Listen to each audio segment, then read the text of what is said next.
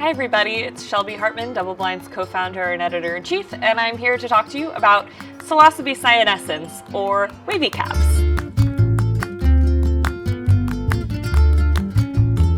Wavy caps are probably the most well-known psilocybe which grows on wood, and it's known for being very potent and, of course, for its caps, which, you guessed it, look like undulating waves.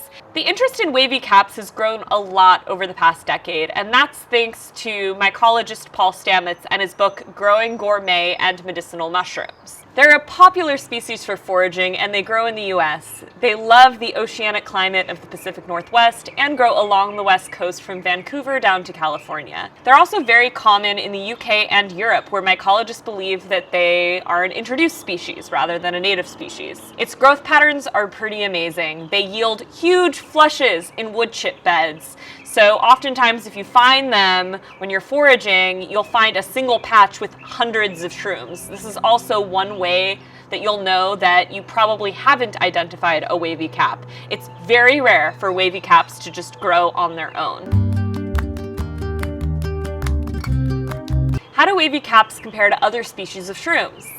Well, they're closely related to species Psilocybe azurensis and Psilocybe alaini from the Pacific Northwest of the United States. So what do they look like? As mentioned, they're known for their wavy caps, which are caramel brown, and their white stems.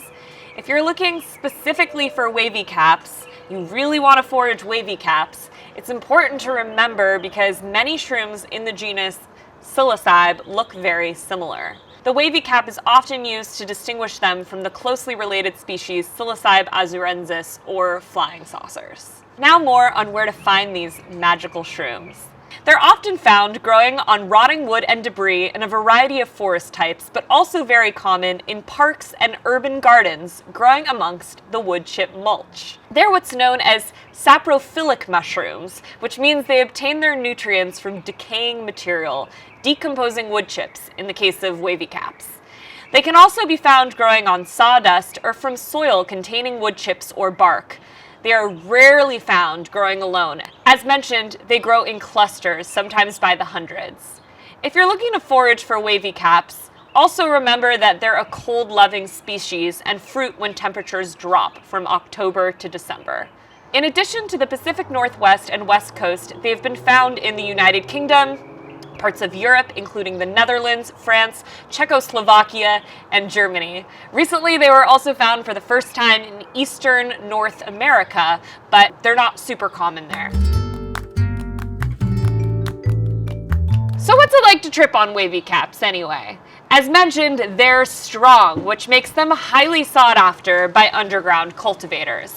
One word of caution is that wavy caps, like Psilocybe azurensis and related species, may cause what's called wood lovers paralysis, WLP. In recent years, there's been some talk on the Shroomery and other online forums about this. People say that when tripping, they experience a loss of muscle strength and motor control. Pretty freaky. It can persist for 24 hours following the psychedelic experience. And it's not dangerous, and it will lift on its own.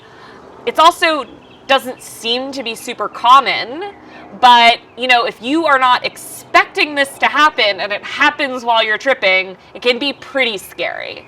So the reality is that it likely won't happen to you, but it might, and it's something that you should be aware of before you go into your journey. If you're interested in more information like this, free articles and videos on how to use psychedelics, you can check us out at doubleblindmag.com. We also have classes and webinars on how to microdose, how to grow shrooms with support from leading mycologists, and much more.